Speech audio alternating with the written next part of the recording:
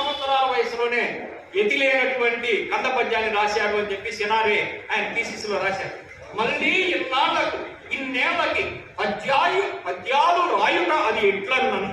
ఆయన చాలా సంవత్సరాల తర్వాత ముందు పద్యాలు రాసిన తర్వాత వచన కవిత్వంలోకి వచ్చేశారు. ఇన్నాళ్ళకి నేను పద్యాలు రాయడం ఎలా ఉన్నది అంటే అది ఎట్లన్నాను. పళ్ళూడినటువంటి ముసలిది కుచ్చెళ్లను సవరించినట్లు సిరిసిరిమవ్వ. పళ్ళూడిన ముసలి కుచ్చిళ్ళు సవరించుకుంటే ఎలా ఉంటుందో ఈ వయసులో నేను పద్యాలు రాస్తే అలా ఉంటుంది అని చెప్పి ఆయన తెలియజేశారు. చాలా పద్యాలు ఉన్నాయి అక్కడ ఆయన రాసినటువంటి సిరిసిరిమవ్వ శతకంలో. అంటే కవులకి చాలా బిరుదులు ఇస్తూ ఉంటారు, ఇవి బట్టి ఆ బిరుదులు ఇస్తూ ఉంటారు.